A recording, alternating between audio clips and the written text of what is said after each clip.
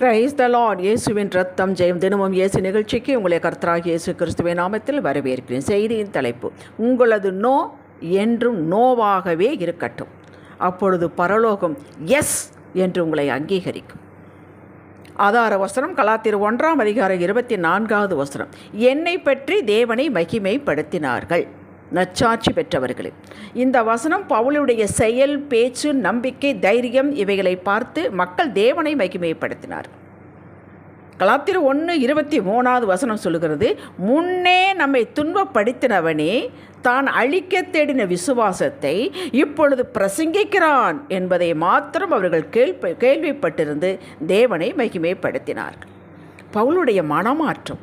முன்பு இயேசுவை தங்கள் சொந்த இரட்சகராக ஏற்றுக்கொண்டவர்களை துன்புறுத்தினான், சிறையில் போட காரணமாகியிருந்தான். ஸ்தேவான் கொலைக்கு பவுல் உடந்தையாக இருந்தான்.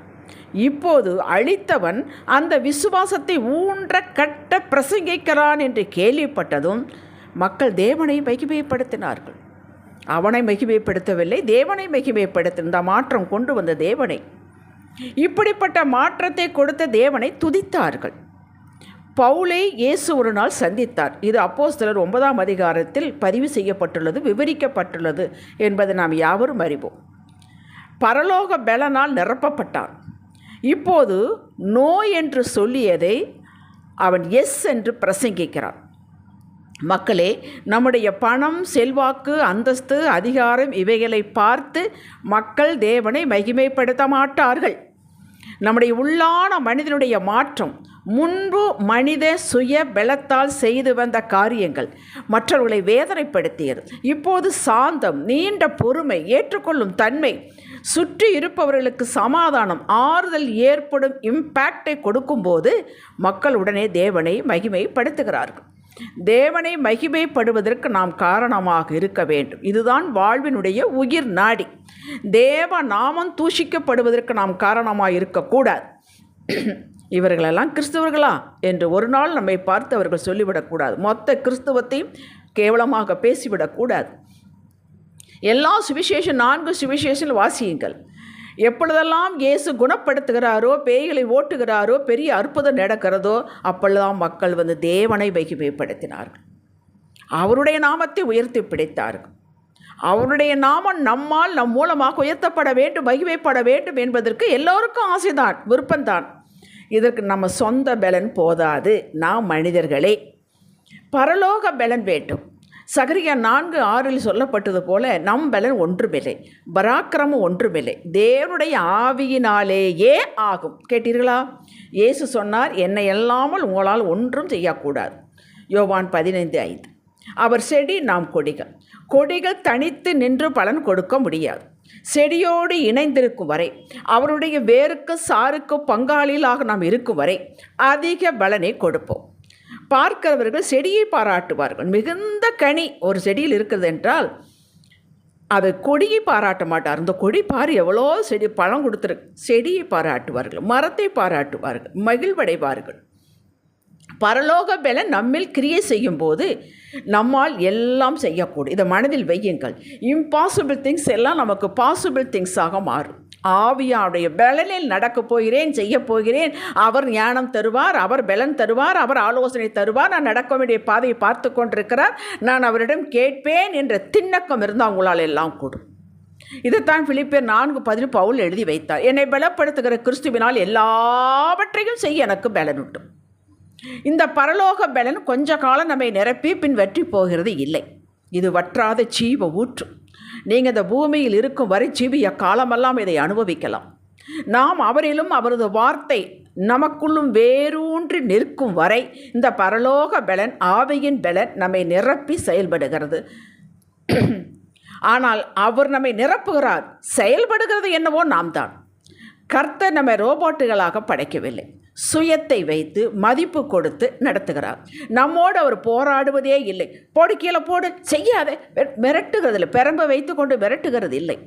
சத்தியத்தை சொல்லியிருக்கிறார். ஆவியானவர் உள்ளே இருக்கிறார், அவரும் கொடுத்து கொண்டு இருக்கிறார். இதற்கு கீழ்ப்படிந்து நடக்க நமக்கு பலன் வேண்டும், அதற்கு கிருபை வேண்டும். வாருங்கள் எல்லோரும் என் பின்னால் என்று இயேசு சொல்லவில்லை. விருப்பம் இருந்தால், விரும்பினால் வாருங்கள் என்றார். சரி, இருக்கட்டும்.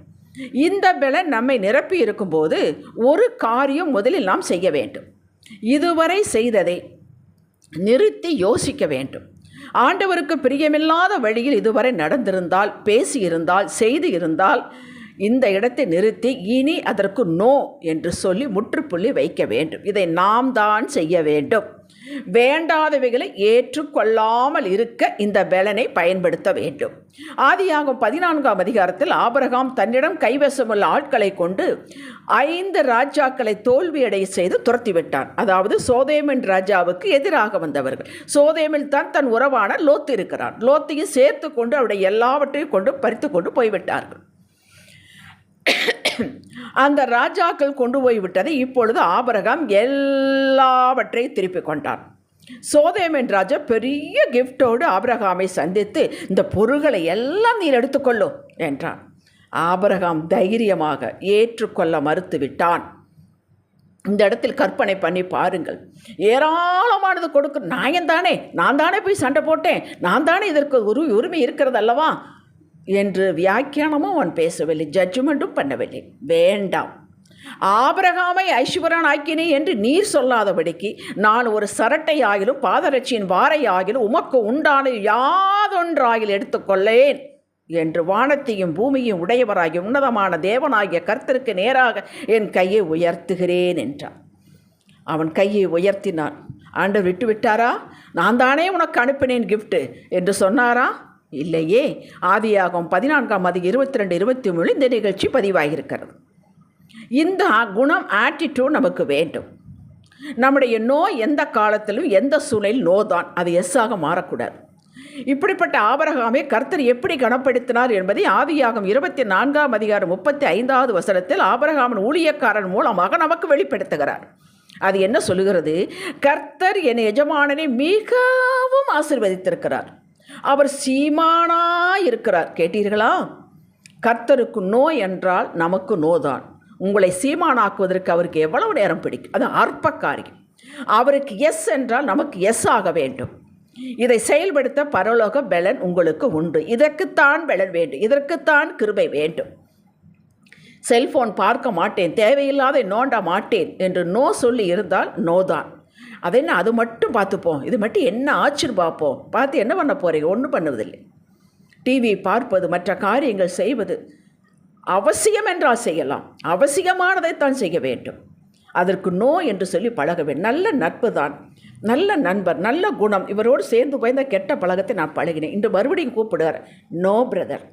உங்கள் உள்ளே மனசு நோ சொல்ல வேண்டும், வாயும் நோ சொல்ல வேண்டும்.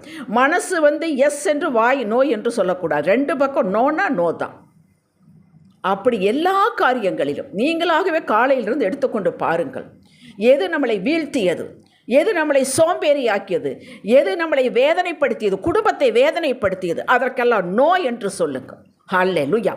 சவுல் ராஜா நோ என்று சொல்லி செயல்படுத்த வேண்டிய இடத்தில் தோற்றுவிட்டான், ராஜ்யபாரம் இழந்தான். கேட்டீர்களா? அவனும் ராஜாவாக இருந்தான், ராஜ்யபாரம் இழந்தான். நமக்கு ராஜாவில்லை, நமக்கு ராஜ்யமும் இல்லை, நாம் எதை இழக்க போரிட கணக்கு போடாதீர்கள். நமக்கு கொடுத்த சமாதானம், சந்தோஷம், இவையெல்லாம் ராஜாக்கள், ராஜ்யம் இழந்து விடுவோம், குடும்பத்தை இழந்து விடுவோம். நோ சொல்வதற்கும் எஸ் சொல்வதற்கும் சற்று கடினம்தான். ஆனால் நாம் இதை பொறுப்பெடுத்து கொள்ளும்போது யாருக்கும் கிடைக்காத கனம், மகிமையை கொடுத்து இவன் என்னுடைய நேசகுமாரன், குமாரத்தி என்று உலகிற்கு காட்டாமல் விடவே மாட்டார் கர்த்தர். ஹல்லேலூயா. ரூத் நோ என்று சொல்லிவிட்டு வந்தால், சொந்த ஊர் வேண்டாம், குடும்பம் வேண்டாம், உறவுகள் வேண்டாம், இந்த தேவன் வேண்டும், எஸ், இந்த தேவனுடைய மக்கள் வேண்டும், இவருடைய முறைகள் எனக்கு வேண்டும், எஸ் என்று வந்தால், இவளுக்கு வேணும், அப்படித்தான் போனால, அப்படி நடந்துதான் எப்பேற்பட்ட உயர்வு அவளுக்கு கிடைத்தது. நோ என்று சொல்லி வந்தவளுக்கு, தேவனை எஸ் என்று பிடித்து கொண்டு வந்தவளுக்கு. தாவீது அபிஷேக பண்ணவனை தொடக்கூடாது, இது பிரமாணம், நான் தொடவே மாட்டேன் என்று இறுதி வரை இருந்தான். ராஜ்ய பாரம் அவளை தேடி வந்ததுங்க. மக்களை விளக்கரையும் செலுத்த வேண்டும். தானியேல் புஸ்தகத்தில் 1-4 அதிகாரம் வரை வாய்த்து பாருங்கள். தானியேல் நோ என்று ராஜா சாப்பாடுங்க, அருமையான சாப்பாடு கொண்டு போயிருக்கிறாங்க, அடிமையிலாக கொண்டு போயிருக்காங்க வெளிநாட்டில். வேண்டான்ட்டானே, நோ, அது தீட்டுப்பட்டு இருக்கும். ஆண்டவர் பொழைக்க தெரியாதவனே, எப்பேற்பட்ட சாப்பாடு அரண்மனையில் கொண்டாந்து உன்னை வச்சிருக்கிறேன் அப்படி சொன்னாரா? அவனுக்கு ஞானம் கொடுத்தார். ஞானம் கொடுத்தார். சாத்ராக் மேசாக் ஆபேத்நேகோ ராஜாவை பார்த்து சொன்னார்கள், உம்முடைய தேவர்களை ஆராதிக்க மாட்டோம், நீர் நிறுத்தின பொற்சிலையை நாங்கள் பணிந்து கொள்ள மாட்டோம், இது ராஜாவுக்கு தெரிந்திருக்க கடவுது என்றார்கள். என்ன தைரியம்! பனிஷ்மெண்ட் வந்தது. 7 மடங்கு போட்டார்கள், ஏற்றுக்கொண்டார்கள். நோ, கடைசி வரை நோ, அவ்வளவுதான்.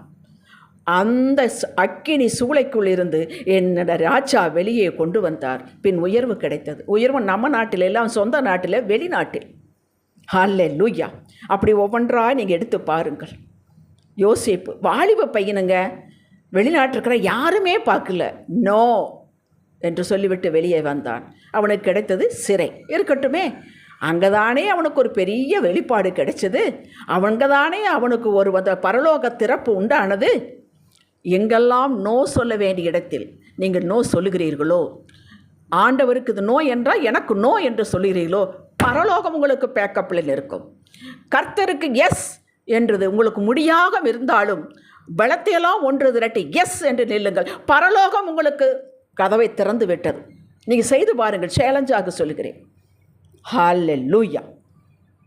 ஜெபிக்கலாம். தகப்பனே, உம்முடைய வழியிலே நடக்க வழியை காட்டும் போதியும் பலன் தாரும். இறுதி வரை உங்கள் நாமம் உயர்த்தப்பட வேண்டும், மகிமைப்பட வேண்டும். என் மூலமாக, எங்கள் குடும்பத்தின் மூலமாக, சபையின் மூலமாக விரும்புகிறோம். பரலோக பலன் எங்களை நிரப்பட்டு சுவாமி. எங்கள் பலன் ஒன்றுமில்லை. வைராக்கியமாகும் போது பாதையில் நடக்க பலன் தாரும். எங்களுடைய நோ நோவாகவே இருக்க வேண்டும், எங்கள் எஸ் எஸ் ஆகவே இருக்க வேண்டும். இயேசுவின் நாமத்தில் பிதாவே, இன்றைய சிந்தனைக்கு என்னுடைய நோ எல்லா சூழ்நிலையும் எப்போது நோதான். இதை செய்ய தேவ பலன் எனக்கு உண்டு. ஆமேன். ஹல்லேலூயா!